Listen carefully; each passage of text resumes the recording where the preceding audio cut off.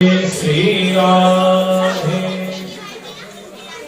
और जान करके द्वारपालों ने भगवान से कहा, शांति व्यवस्था बनाए रखें कि प्रभु आज तक आपके दरबार की सेवा करते करते हमें पता नहीं है, एक से बढ़ के एक विभूति भगवान के दरवाजे पर आती है, पर आज एक ऐसी विभूति आई है। भगवान कहने लगे ऐसा क्या है? कहने लगे भगवान यही मत पूछिए, सबसे बड़ी बात तो यह है कि वो आपको अपना मित्र बताता है। और स्थिति का है, शीश पकाना जगत ने पे प्रभु जाए को राही बसे कही, शीश पकाना जगत ने पे प्रभु जाए को राही कोटि कोटि लगी कोटि रूपाए उपाय तो नहीं माया, कोटि कोटि लगी कोटि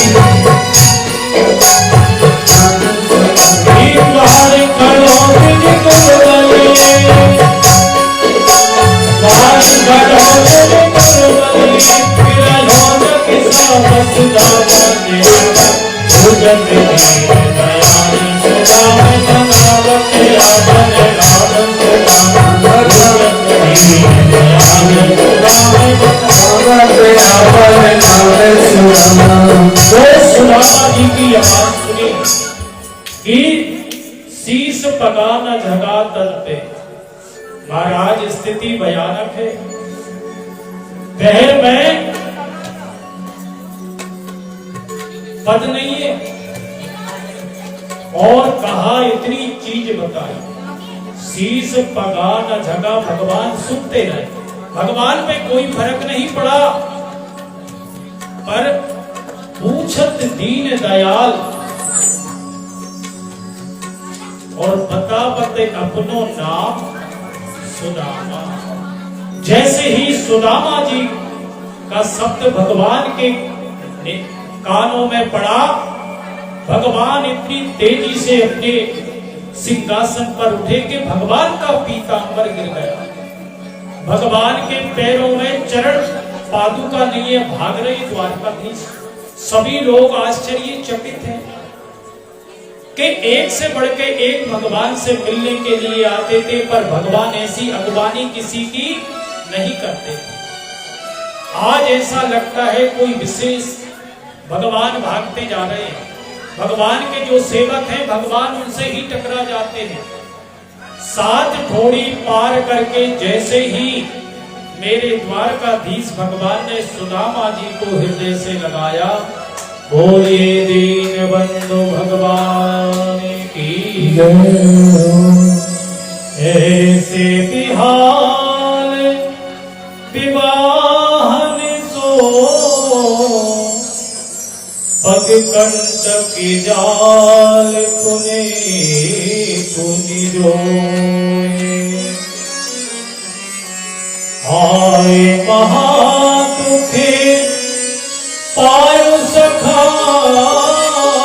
तुम, आए तही ना कि तही देन खोए। देख सुदामा की दीन दशा, देख सुदामा की दीन दशा, करुके करुणा निधि रोए, पानी पराती को हाथ छुओ नहीं, नैनन के जल से पग धोए, प्रीतोग्मुंचदम्बिन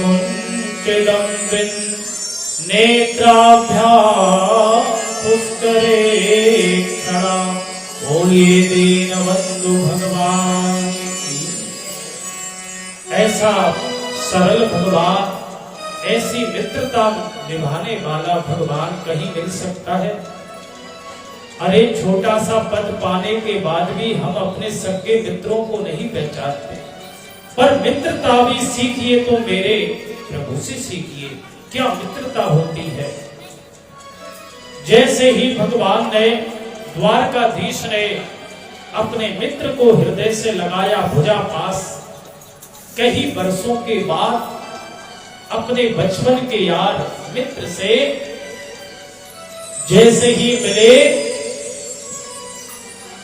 एक दूसरे ने चिपका लिया। कितना ही समय निकल गया, कोई छोड़ने को तैयार नहीं।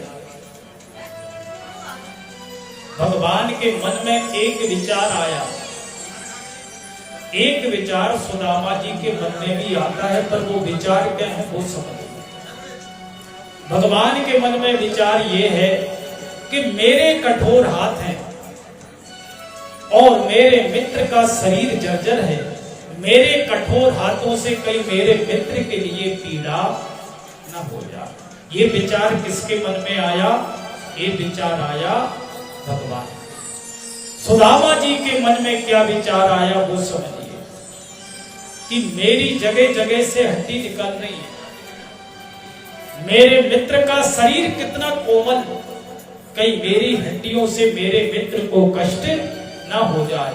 तो दोनों ने अपने आप भुजा पास ढीली कर दी। भगवान अंतरपुर में ले गए सुदामा जी को।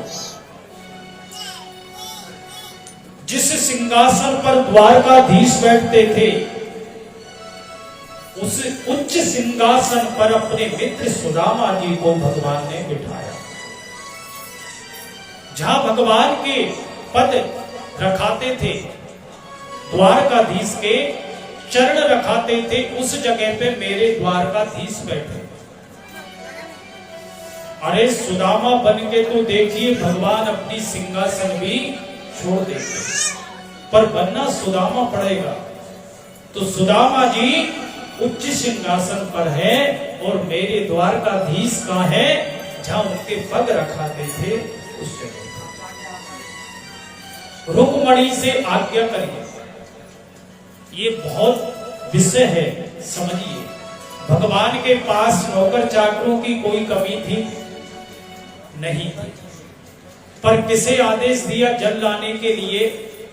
रुक्मणी साक्षात जो लक्ष्मी है, भगवान चाहते तो नौकर चाकर से भी जल बुलवा सकते थे, नहीं। क्यों? हमारे घर में भी अगर कोई ब्राह्मण देवता आए, कोई संत आए, तो नौकरों से सेवा ना करवा के जितना हो सके अगर हम सेवा करेंगे तो उसका आनंद कुछ अलग ही होता है। तो रुक्मणी से आज्ञा दी कि जाओ, आज हमारे अहोभाग है, ऐसे अवधूत हमारे घर में पधारे, जाओ देवी जल लेकर के आओ। रुक्मणी जल लेने के लिए गई। इतने में मेरे माधव सुदामा जी का पैर उठा करके अपने पीतांबर से उनकी धूल झाड़ने लगे। झाड़ते झाड़ते सुदामा जी के नीचे हाथ जब गोविंद का गया, ऐसी पैरों की स्थिति है, इतनी दयनीय, कहीं कांटे लग करके टूट गए, कहीं कांटे बारीक बारीक अंदर पक गए, कहीं पक करके फूट गए। उन फपोलों में बारीक जो धूल होती है, कंकड़ होते हैं, वो भरे। ऐसे रक्त रंजित पैरों को देख करके मेरे माधव को इतना कष्ट हुआ कि रुक्मणी जल ला ही नहीं पाई जी के पहले मेरे गोविंद के दोनों नेत्रों से गंगा जमुना की धार प्रकट हो गई और अपने आंसुओं से ही सुदामा जी के चरण पखार दी। बोलिए दीन बंधु भगवान। भगवान को बड़ा कष्ट हुआ, अपने नेत्रों से ही चरण धो दिए। रुक्मणी को जल लाने में जितना समय लगा, उतने में मेरे माधव ने अपने मित्र की दशा देख करके इतना कष्ट हुआ हृदय में कि अपने नेत्रों से मानो गंगा यमुना की जलधारा प्रवृत्त होकर के अपने मित्र पर देखा द्वारकाधीश ने के मित्र आया जब से बातचीत नहीं कर रहा, क्योंकि वैभव देख करके सुदामा जी थोड़े भय खा रहे हैं, कितना बड़ा राजा है, मेरी स्थिति क्या है। भगवान समझ गए तो भगवान अंतापुर में ले गए। देखिए लक्ष्मी जी का जो कक्ष है, लक्ष्मी जी रुक्मणी का जो कक्ष है, सुदामा जी को बढ़िया स्नान करवाया, वस्त्र भूषण विविध प्रकार के व्यंजन। अरे जिसके घर में जगत जननी साक्षात लक्ष्मी भोजन सिद्ध करती हो, उस घर में व्यंजनों की कोई कमी है क्या। विविध प्रकार के व्यंजनों से सुदामा जी का बढ़िया स्वागत सत्कार हुआ। जैसे ही सोने का समय आया जिसमें मेरे द्वारकाधीश रुक्मणी का शयन कक्ष था, कैसा जैसे गौ माता लगाते समय झाग उठता है ना दुग्ध का, इतना कोमल भगवान के गद्दे हैं। सुदामा जी ने जैसे ही आराम करा ऐसा लगने लगा जैसे समुद्र में अवगाहन कर रहे थे। मेरे गोविंद सुदामा जी के चरण गाव रहे हैं। ये झांकी को देखें आप, हर झांकी दिखने वाली नहीं है, कभी मन में भी झांकी को अपन बनाए कि सुदामा जी विश्राम कर रहे हैं, जगत का नारायण सुदामा जी के चरण चाह रहे हैं। लक्ष्मी जी ने देखा पति देवता सेवा कर रहे हैं तो पत्नी का भी कर्तव्य है, तो रुक्मणी क्या करने लगी, पंखा ला करके झाड़ने लगी। सुखदेव जी कहते हैं राजन इस झांकी को देखो, कोई कहेगा सुदामा गरीब था, कहेगा कोई नारायण जिसके चरण दाबते हैं, साक्षात लक्ष्मी रुक्मणी पल्ला झाड़ रही है, इससे बढ़ के कोई अमीर हो ही नहीं सकता। सेवा चलने लगी तो बातचीत हुई, क्योंकि जब बचपन के मित्र 60 वर्ष की उम्र में भी मिले तो बातचीत करते तो वो पुराने दिन याद आ ही जाते। कहने लगे मित्र तुम जब से आयो कुछ बोल नहीं रहे, क्या कारण है। तो बात स्टार्ट कहां से करी भगवान ने, कहा मित्र ये बताओ तुम्हारा विवाह हुआ कि नहीं हुआ। सुदामा जी कहने लगे लाला तुझे बात पूछने की थी तो यही बात पूछी कि मेरा विवाह हुआ कि नहीं, यही बात क्यों पूछी। तो भगवान कहने लगे कि भैया देखो बचपने में हम तुम दोनों साथ पढ़ते थे तो बाबा बैराग की बात करते थे, कहीं ऐसा तो नहीं बाबा जोगी बन गए। सुदामा जी कहने लगे भैया नहीं, तेरे आशीर्वाद से मेरा विवाह हो गया और मेरी पत्नी का नाम है सुशीला, जैसा उसका नाम है वैसा ही काम है और जीवन की गाड़ी हमारी प्रेम से चल रही है। भगवान कहने लगे अकेले विवाह कर लिया, कभी हमें नहीं बुलाया। सुदामा जी कहने लगे भैया तो ही बुलावो, हंसी खेल है का, 56 करोड़ तो तेरो खुद कोई परिवार है। चल ठीक है लाला जे बता तेरे विवाह हुई के नहीं। भगवान कहने लगे हमारी विवाहों की मत पूछो, क्यों कि एक हो तो बता। कहने लगे लाला ऐसे कितने विवाह, कहने लगे भैया यही मत पूछो कि जितनी जो दिख रही है ये सब हमारी रानी है। सुदामा जी कहने लगे मैंने एक विवाह कर लिया तो तू मुझे कह के बता रहा है तूने इतने विवाह करे, तूने हमें नहीं बुलाया लाला।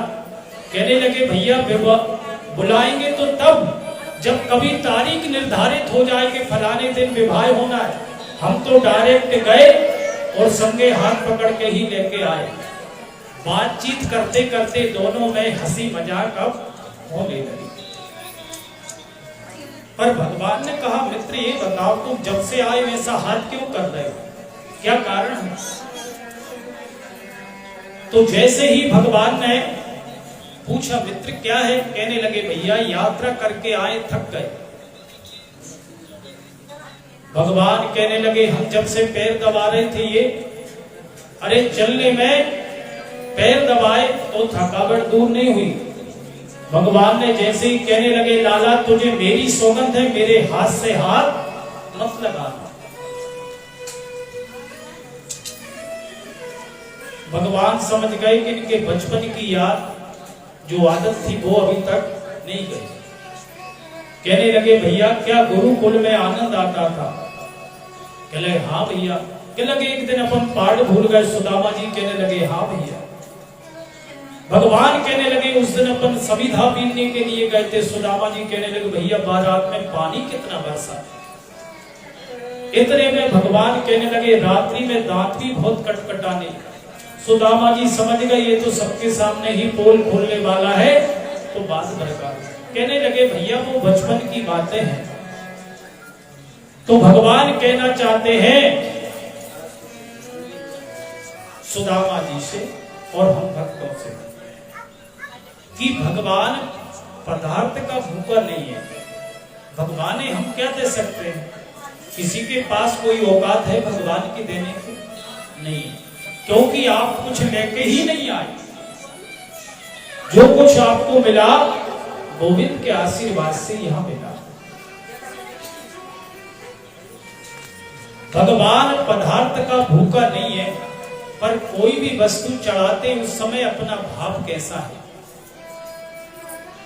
कोई भी व्यक्ति कितने ही दिन का भूखा क्यों ना हो, अगर भोजन कराते समय इतनी दूर से आप रोटी परस दीजिए, वो कितना भी भूखा है वो भोजन नहीं करेगा, उसकी भूख चली जाएगी। उसी प्रकार परमात्मा तो मात्र आपकी श्रद्धा का भूखा है। पत्रम पुष्पम फलम तोयम। भगवान कहने लगे मित्र मैं कभी पदार्थ का भूखा नहीं हूं।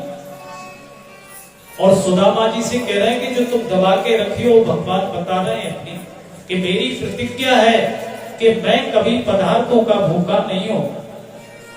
पत्रम पुष्पम फलम तोयम यो मे भक्ता प्रयंचिते सदाहं भक्ता मुहृत्या नामी प्रपायता मनः।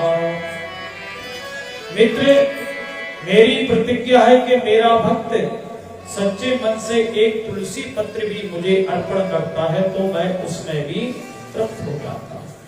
पर सुदामा जी ने कोई इतनी शिक्षा देने के बाद भी सुदामा जी ऐसे ही हाथ खड़े रहे।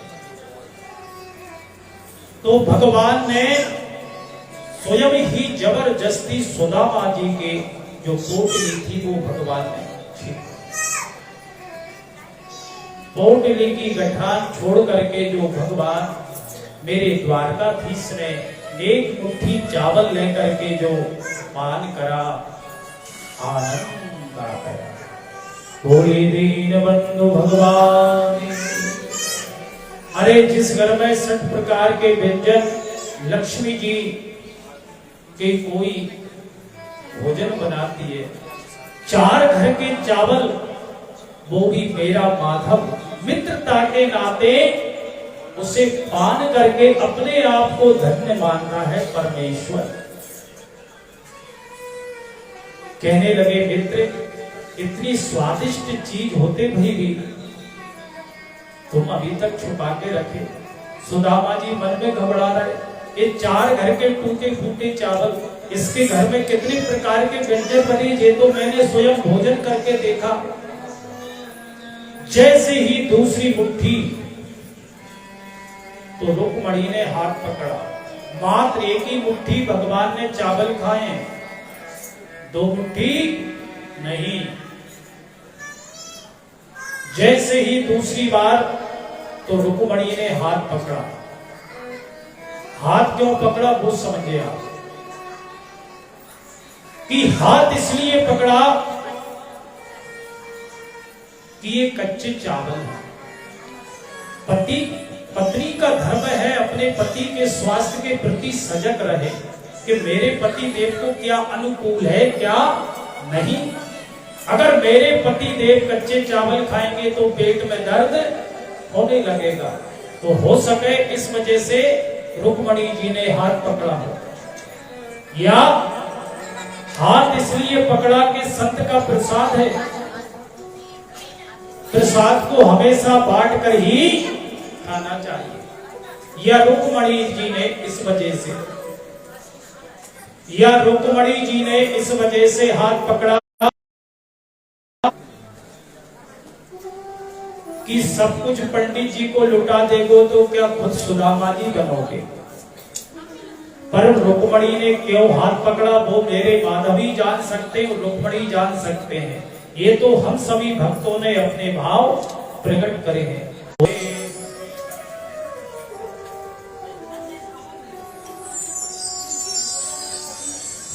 इतना सब कुछ होने के बाद भी जितना रोई रोई कान्हा के लिए कन्हैया उतना रोया रोया है सुदामा के लिए। कन्हैया उतना रोया रोया है सुदामा के लिए। कन्हैया उतना रोया रोया है सुदामा के लिए। कन्हैया उतना रोया रोया है सुदामा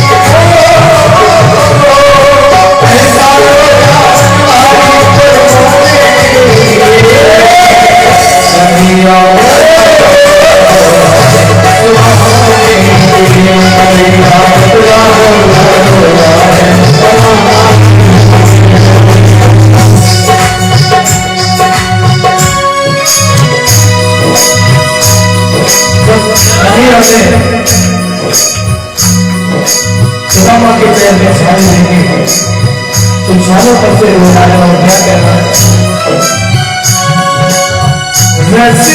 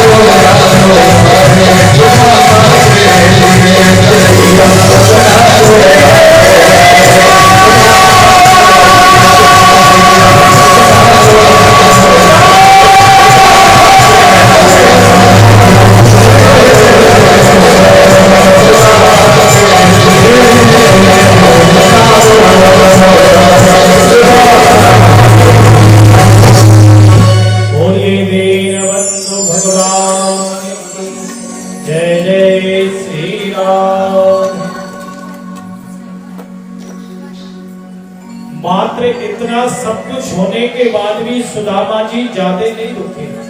मित्रता देखिए, चाहते तो सुदामा जी 15-20 दिन अपने मित्र के पास रुक सकते थे, पर ऐसा नहीं।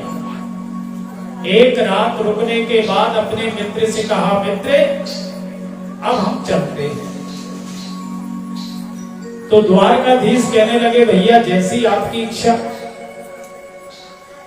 बार बार सुदामा जी कह रहे हैं कि उसे कुछ, क्योंकि पंडित राज ने तो वही लोग से ही मुझे भेजा था।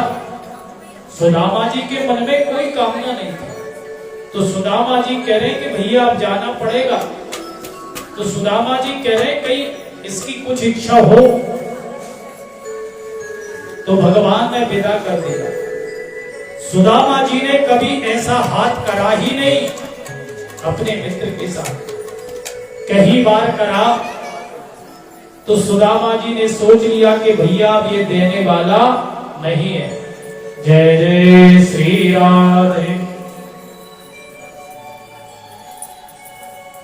कि ये देने वाला नहीं है, तो सुदामा जी के मन में भी लेने की कोई भावना नहीं।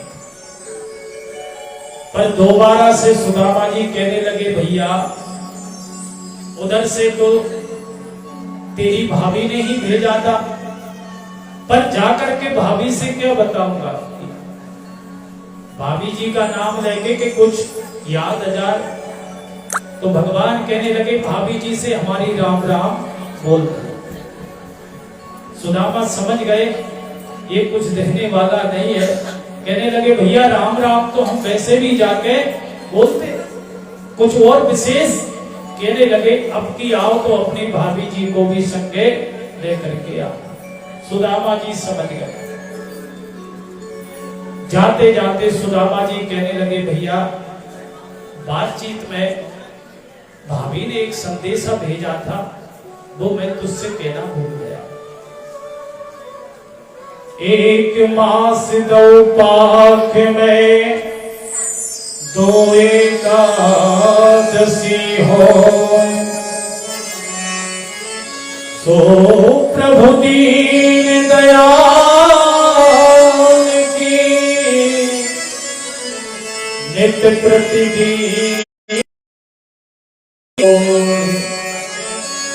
एक सुशीला ने अपने घर की स्थिति दो शब्दों में द्वारकाधीश के पास, द्वारकाधीश समझ गए कि मेरा मित्र कैसी परिस्थिति में है, संदेशा भेज दिया। और हो बोले दीन बंधु भगवान की जय। जय जय श्री राम। तो भगवान ने समझ ली और मन ही मन उत्तर भी भेज दिया।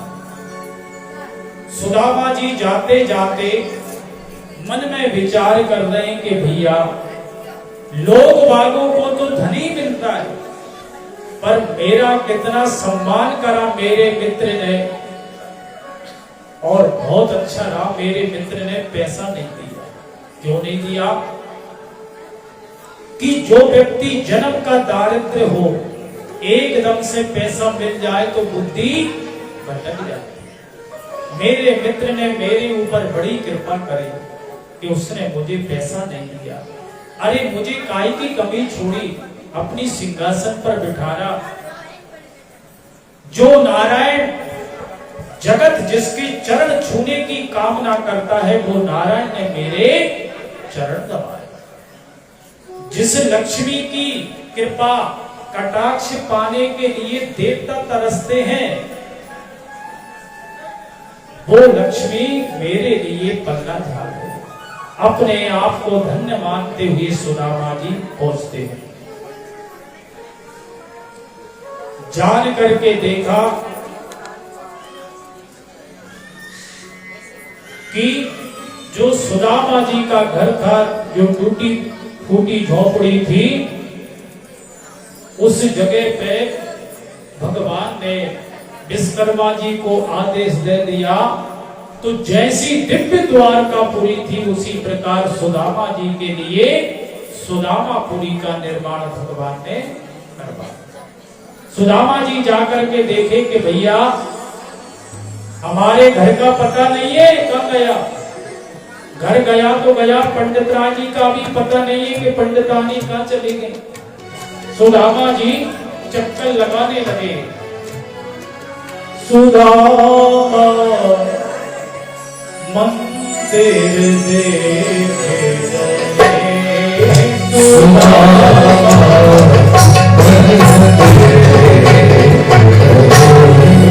सुदामा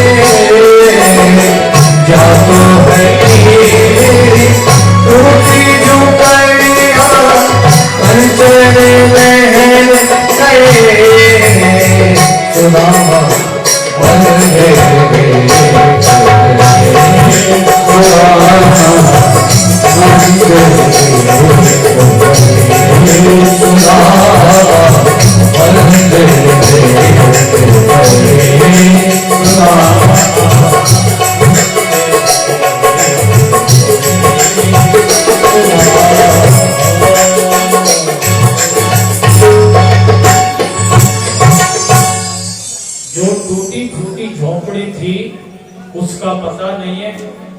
पर सुदामा जी कहने लगे भैया घर गया तो गया, पर हमारी पंडितान का पता नहीं है। तो देख रहे हैं किसी ने जान के सुशीला को बताया, तो सुशीला ने बढ़िया तैयार होकर के सोने की थाली में आरती सजा करके छन छन करती हुई सुशीला अपने पति देवता के आरती के लिए आ गई। सुदामा जी ने समझा कि भैया कोई रानी अपने राजा से मिलने के लिए आरती के लिए जा रही है। जब सामने ही सुशीला आ गई तो सुदामा जी मुंह लटका के खड़े हैं।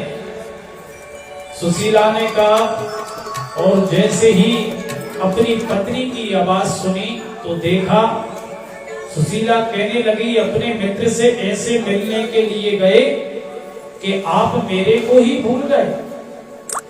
देखा सुदामा जी ने, अरे सुशीला तेरे दो दो चुटीला, एक चमचमाती साड़ी, एक ऊंची महल अटारी, ये सब कहां से आया?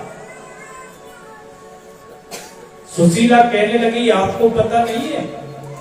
कहने लगी नहीं। कहने लगे ये सब आपके मित्र हैं। सुदामा समझ गए कि वाह मेरा मित्र धन्य है घनश्याम। एक घनश्याम बादल होते हैं उनका भी नाम है घनश्याम, और एक नाम मेरे माधव का भी है घनश्याम। भगवान की कृपा तो हम भक्तों पे निरंतर बरसती है, पर कोई व्यक्ति उसको समझ सकता है, कोई व्यक्ति नहीं समझता। कभी कभी रात के बारिश होती है, हम खर्राटे बजा करके सोते हैं, सुबह जाग करके पता लगता है, कोई बताता है कि आज भारी बारिश। इसी प्रकार मेरे गोविंद की कृपा प्रत्येक व्यक्ति पे बरसती है, क्योंकि घनश्याम है। पर जो मोह निशा में सो रहे उन्हें भगवान की कृपा नहीं है। ईश्वर की सबसे बड़ी कृपा तो यही है मनुष्य का शरीर। किसी व्यक्ति के पास गरीबी थी तो एक मित्र ने अपने मित्र से कहा, मित्र ऐसा लगता है तुम गरीबी में है? कहने लगे हाँ। कहने लगे एक मेरा मित्र है, वो तुम्हें पैसा दे सकता है, चलो। लेके गया तो वो मित्र के पास जाने के बाद कहने लगा, मित्र ये मेरा मित्र है, इसकी कुछ स्थिति गड़बड़ है, कुछ इसकी सहायता कर दो। कहने लगा, मित्र तुम्हें जितना पैसा चाहिए, 1 लाख 1.5 लाख ले लो, पर मेरे एक व्यक्ति की आंख खराब हो गई और तुम्हारे पास है 2 आंख। एक आंख निकाल कर तुम मुझे दे दो और उसके बदले में तुम 2 लाख लेके जाओ। कहने लगे भैया नहीं। कहने लगे 3 लाख ले लो। अरे कहने लगे भैया तुम 50 करोड़ भी दोगे तो मैं एक मेरी आंख देने वाला नहीं है। अरे करोड़ों का हमारा शरीर होने के बाद भी अपने आप को हम गरीब समझे। मनुष्य का शरीर प्राप्त करने के बाद भी भगवान के चरणों से अनुराग नहीं हो पाया। कबहू की कर करुणा नर देहु, देत ईस बिन हेत सनेहु। ये भगवान की कृपा मय शक्ति से ही अपने ये मनुष्य का शरीर प्राप्त होता है। तो भगवान की कृपा निरंतर बरस रही है। सपने होए भिखारिन पे रंग नाते कपि हो, जागे हान न लावे कछु, जिन प्रपंच जिन जो। उस माया ने हमें ऐसा जगड़ दिया, हमारे हृदय में ऐसी काली मां पोत गई कि भगवान की कृपा नहीं दिखती। आज भगवान के आशीर्वाद से सुदामा जी के पास भी द्वारकाधीश गाय, पर सुदामा जी जैसा त्याग किसी के जीवन में आना बहुत उच्च बात है। देखिए, जब भगवान हमारे घर में खूब देता है तो हम सभी कहते हैं कि प्रभु की कृपा बरस रही है। अरे जिस घर में 2-3 दिन तक भोजन ना बने, ऐसी परिस्थिति में भी कोई व्यक्ति शांत रहना बहुत बड़ी बात है। हमारे स्वयं के घर में भी स्वयं की धर्म पत्नी अगर 2 घंटे भोजन विलंब कर दे तो उतने में ही हमें पता लग जाता कि हम कितने शांत हैं। पर सुदामा जी को देखिए, जिनके घर में 3 दिन तक भी अगर भोजन नहीं बनता था, ऐसी परिस्थिति में भी शांत, वही व्यक्ति होता है जितेंद्रिय। जिसने अपनी इंद्रियों को जीत लिया हो उसी को बोलते हैं जितेंद्रिय। ऐसे है सुदामा। तो जो व्यक्ति सुदामा की तरह बनता है तो कृष्ण भगवान अपनी सिंहासन छोड़ करके हृदय से लगा। अरे हृदय को तो छोड़ो, जिस परमात्मा के चरण रज ब्राह्मण देवता पहले ही कर्म कांड में सबसे बोलते हैं क्या कि ओम आ पवित्रः पवित्रो वा सर्वावस्थां गतोऽपि वा यह स्मरेत् पुंडरीकाक्षं सवाई आभ्यंतरा शुचि। जिस परमात्मा का नाम लेकर के हम पवित्र होते हैं अंदर बाहर, वही परमात्मा ब्राह्मण देवता के चरणों का जल लेकर के अपने ऊपर को छिड़ा, अपने भवन में छिड़कवाया कि देवी आज मैं पवित्र हो गया। ऐसे है हमारे दीन बंधु भगवान। बोलिए दीन बंधु भगवान की जय। जय श्री राधे। मेरो राधार बने गिरधारी, गिरधारी श्याम बनवारी। मेरो राधा रमण गिरधारी, गिरधारी श्याम बनवारी।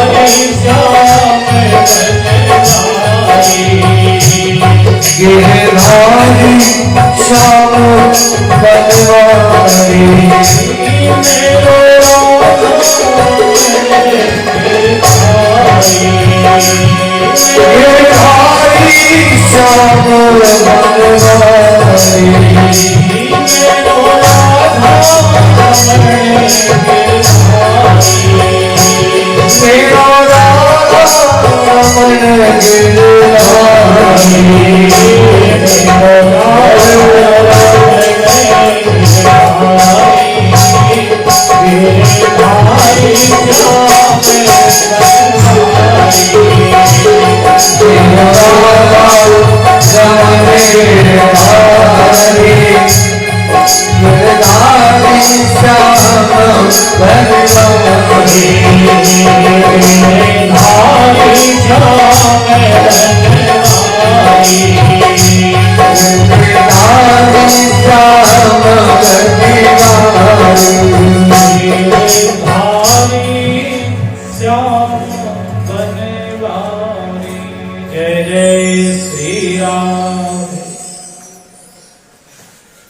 हमेशा भगवान अपने बच्चों को यही शिक्षा देते थे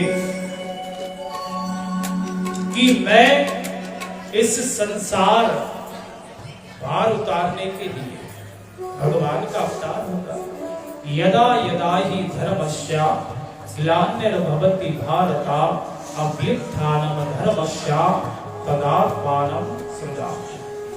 परित्राणाय साधूनां विनाशाय च दुष्कृतं धर्म संस्थापनार्थाय संभवामि युगे युगे। कहीं ऐसा ना हो कि मेरा परिवार ही भार बन जाए, तो भगवान की इच्छा से, प्रभु की इच्छा के एक पत्ता भी नहीं हिलता। भगवान ने ही ध्यान करा, चतुर्मास में सभी संत ऋषि पधारे, संतों की बढ़िया सेवा चकाचक चलने लगी। संत का तो हम देखते हैं बिल्कुल लाल सुरख पड़े रहते हैं, क्यों? उनके पास टेंशन है। हमारे पास सब कुछ है भगवान का दिया हुआ, फिर भी 12 बज रहे, क्यों? इसके बाद भी और हमें चाहिए। संतों के पास कुछ नहीं है, कल का ठिकाना नहीं है, मात्र उनके पास कोई चिंता नहीं है। चिंता और चिंता में ज्यादा फर्क नहीं है। कितना फर्क है? अरे चिंता तो मरे हुए व्यक्ति को ही फूकती है, पर चिंता जीते जी व्यक्ति को फूक देती है। चिंता चिंता में मात्र एक मात्रा का फर्क है। तो हमेशा यही शिक्षा देते थे कि मेरे बच्चे कभी ब्राह्मणों के कोप के भाजक न बने। चतुर्मास में जैसे ही आए तो जो भगवान के जो बच्चे बाल गोपाल थे, उन्होंने देखा कि संत बड़े बड़े लाल पीले हो रहे हैं, कुछ आता भी है कि नहीं, परीक्षा ली जाए। सत्यभामा का जो पुत्र था सम, ये सबसे सुंदर था। सब बच्चों ने साड़ी पहना करके संतों के पास लाए, कहने लगे संत जी दंडोत, अब की हमारी भाभी जी के क्या होने वाला है बताइए। संत जी आंखें बंद करें, अब कुछ हो तो दिखे। सोनोग्राफी में तो वही चीज आएगी जब है कुछ है ही नहीं है तो नहीं। तो संत आंखें बंद करें, कुछ ना दिखे। हास करने लगे, अरे इन्हें कुछ आएगा तब तो बताएंगे, बेवकूफ बना रहे, भोजन करके लाल पीले पड़ रहे। इतने में दुर्वासा ऋषि थे, उनसे सहन नहीं हो पाया। कहने लगे बच्चों इधर लाओ तुम्हारी भाभी को, हम बताते हैं क्या है इसके गर्भ में। कहने लगे ना बालक होगा ना बालिका, इनके गर्भ से एक मूसल का जन्म होगा, और वो मूसल ही तुम यदुवंशियों के विनाश का कारक हो जाएगा। जैसे ही सुना सबके मन में इतनी तेज चिंता जागृत हो गई। वो बात याद आ गई द्वारकाधीश की, और जैसे ही कपड़ा निकाल के देखा तो वो मूसल निकल आया। समझ गए कि द्वारकाधीश हमेशा कहते थे कि ब्राह्मणों के कोप के भाजक मत बनना, पर वही गलती करी। एक बात भगवान को नहीं बताई, पर भगवान को पता लग गई। क्या करा? उस मूसल को पीस करके समुद्र में फेंकवा दिया। थोड़ी बची कुची थी, उसके द्वारा एरक नाम एक घास है वो उगाया। बाकी की बिल्कुल लास्ट जो कील बची थी उसे जल में फेंका तो एक मछली ने, ये द्वारकाधीश को पता लग गया, असगुन होने लगे।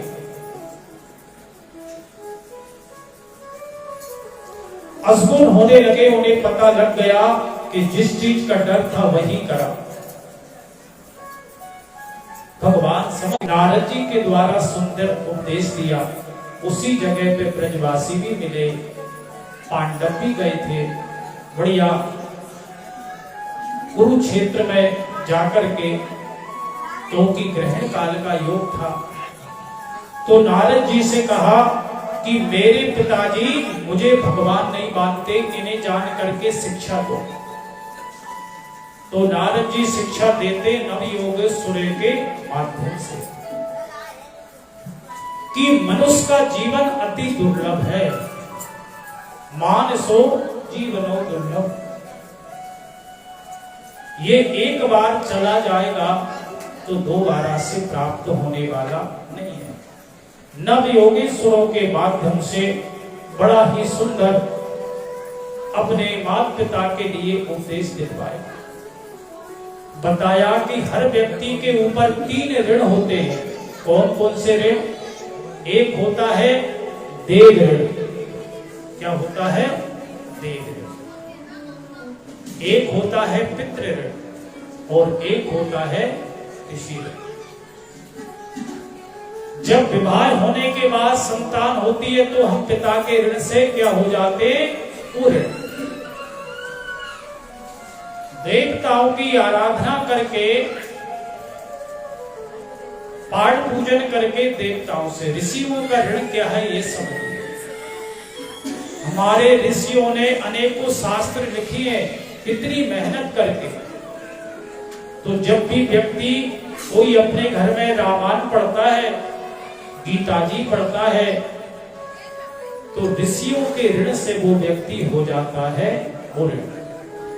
तो नवयोगेश्वरों के संग्रह से बढ़िया सुंदर उन्हें उपदेश दिया, क्योंकि मनुष्य का जीवन बड़े ही भाग से प्राप्त होता है। बड़े भाग्य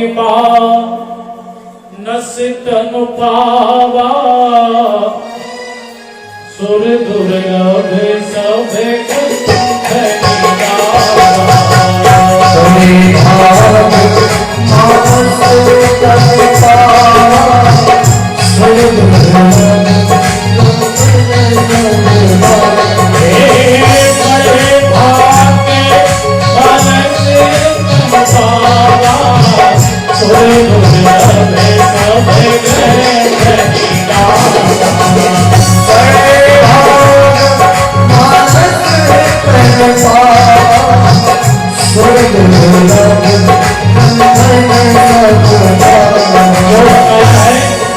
बड़े भाग क्यों बताया है?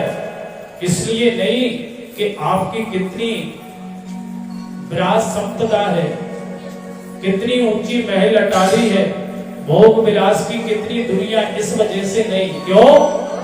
साधन धाम मोक्ष करे द्वारा, पाए ना जेहि पद लोक सिधारा। साधन धाम मोक्ष करे द्वारा, पाए ना जेहि पद लोक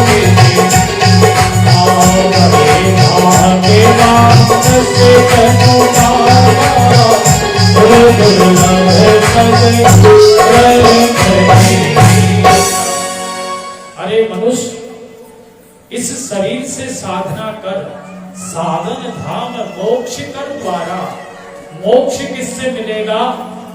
वो है मनुष्य का शरीर। एक जगह एक विशेष आयोजन चल रहा था, उसमें 84 लाख गेट लगे थे। उस सभा में एक अंधा व्यक्ति घुस गया। जिनके आंखें थी वो तो निकल गए, अंधा व्यक्ति अकेला बचा। तो जैसे ही उसके मन में विचार आया कि बाहर कैसे निकले, तो वो दीवार को ऐसे हाथ फेरते फेरते चलने लगा कि जौन सा गेट खुला होगा उससे मैं वापस हो जाऊं। सभी गेटों को टटोलते हुए जिस जगह पे वो गेट खुला था, उसी समय उसके सर में क्या मची? खुजली। खुजाने लगा तो वो गेट छूट गया। फिर 84 लोग धोनी में चला गया।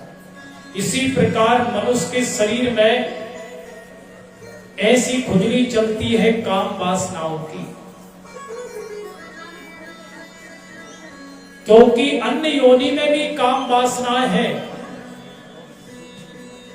यही हमने मनुष्य के जीवन में भी करा। जानवरों के भी बच्चे होते हैं, वो भी उनको पालते हैं। जिनको हाथ नहीं है वो भी घोंसला बना करके अपने बच्चों को रखते हैं। यही काम हमने करा तो हम में और पशु में कोई फर्क रहा? पशु के पास सब कुछ है पर मोक्ष नहीं पा सकता। ये बुद्धि तो हमरे ही पास है। इसी वजह से बड़े भाग मानस बन पावा सुर। अरे हम भी छोड़ो, ऊपर भी देवता भी तरसते हैं। क्यों तरसते हैं? ये है कर्म भूमि। जो अपने जीवन में जैसा कर्म करेगा वो व्यक्ति को फल भोगना पड़ता है। आज हमें संपन्न व्यक्ति दिखते तो उन्हें अपने जीवन में अच्छे कर्म करे। आज भले ही वो ना करते हो। जिसने बैंक में जमा करा है वो निकालेगा, बैंक वाला कभी मना नहीं करेगा। जो अपनी ऐशो आराम की दुनिया में रहते हैं, भले ही आज कुछ नहीं कर रहे, पर उन्हें अपने जीवन में कभी ना कभी उतना धर्म का संचय करके रखा है। आप भी अपने धर्म का संचय करें। भगवान जब खूब आनंद में रखे तो भगवान का 2 गुना भजन करना चाहिए। क्यों? कि घर में चौतरफा से जब संपदा आती है तो अपने पुण्य नष्ट होते हैं। अगर भगवान ने दुख दिया है तो समझो हमारे दुख नष्ट होंगे, जल्दी से जल्दी सुख भी आएगा। जय जय श्री राधे। तो मनुष्य का जीवन, मनुष्य का शरीर क्षणभंगुर है।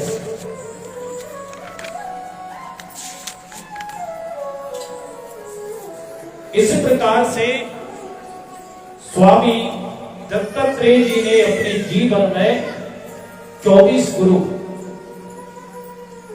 बना करके शिक्षा दी। पर आप कहेंगे महाराज गुरु तो एक ही होना चाहिए, गुरु एक ही होना चाहिए, और आप करें 24 गुरु।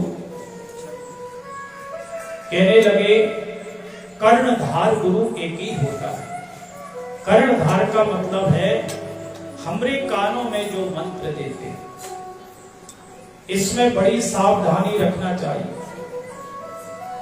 भले ही चाहो 50 वर्ष की आयु हो जाए, गुरु बड़े सोच समझ के ही बनाना चाहिए। गुरु का मतलब रे रहे आत्म निवेदन करना।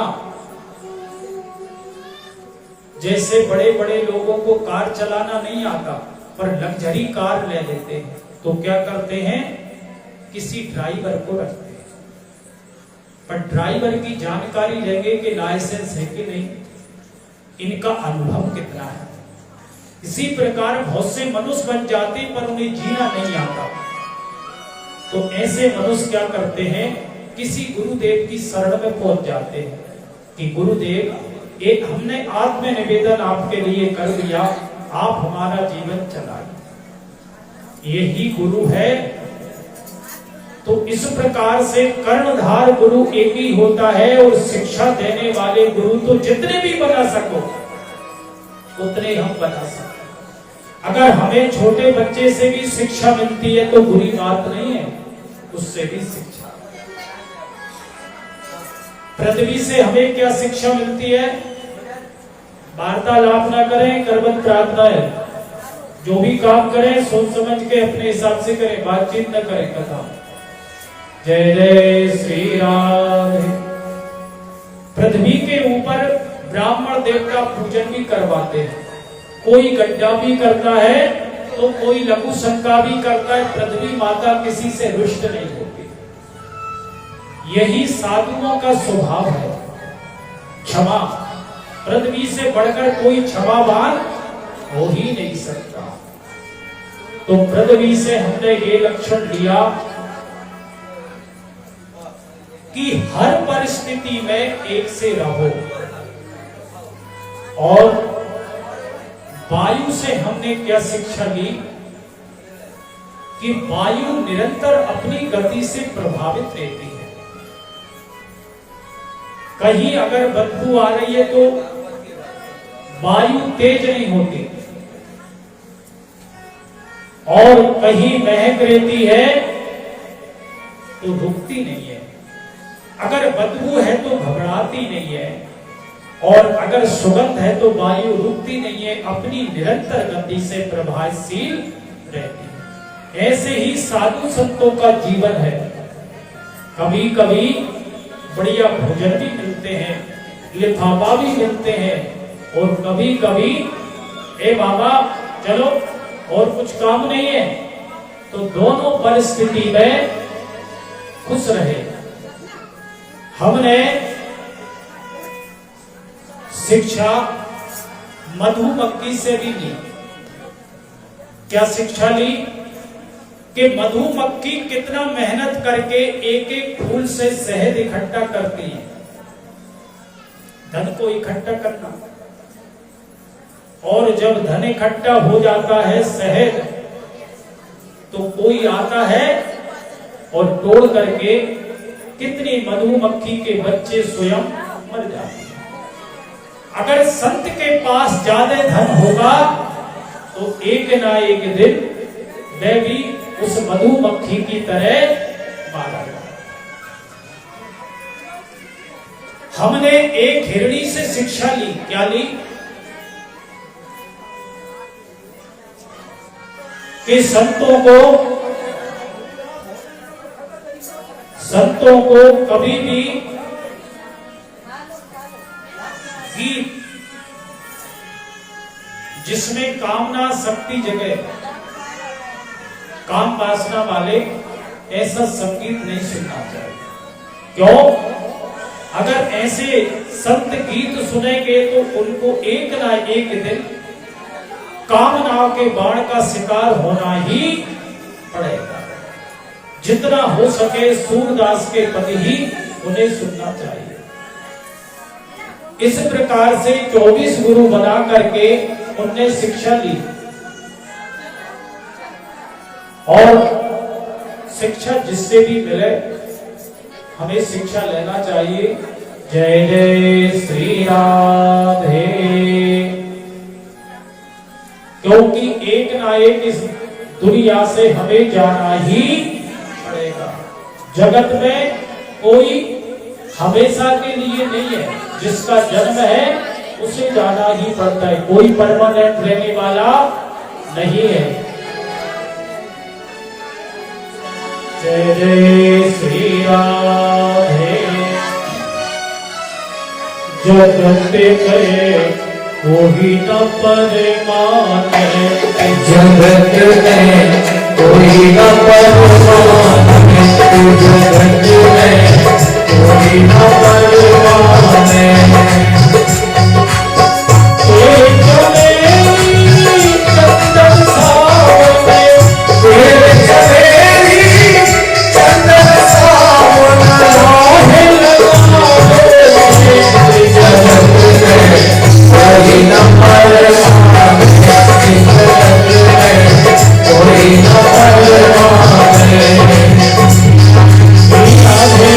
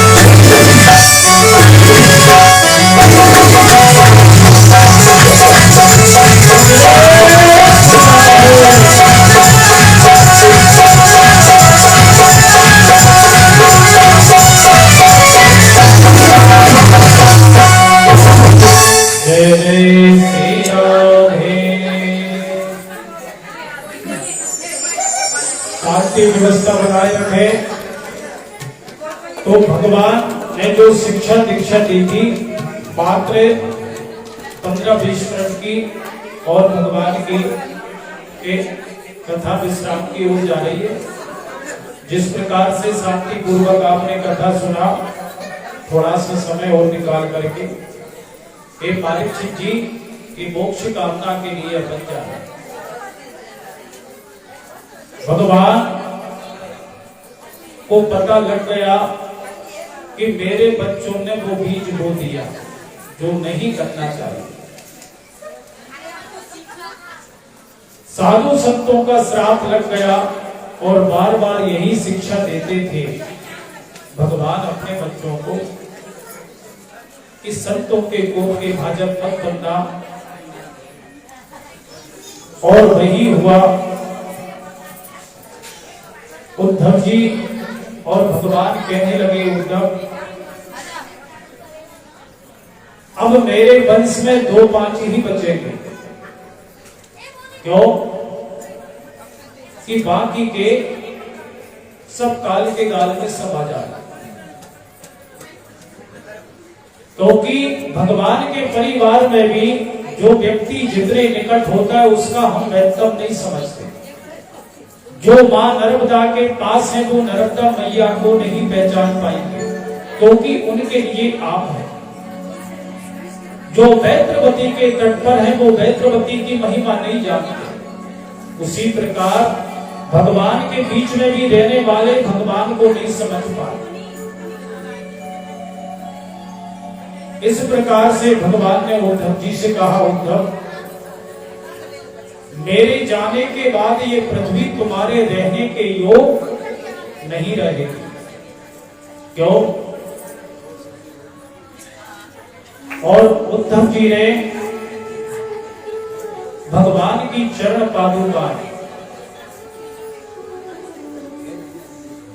पादुका लेकर के भगवान का ज्ञान आत्मसात करके उत्तर की दिशा को चले गए। क्यों? कि जैसे दिन दिन कलयुग आएगा निश्चित ही उतना ही हमारी आयु कम हो जाएगी और कन कितनी विघ्न बाधाएं हैं उसी में हमें मिलने लगे। अभी तो मात्र कलयुग की आयु 5116-17 या ऐसी कुछ होगी, पर कलयुग की उम्र है 4,32,000।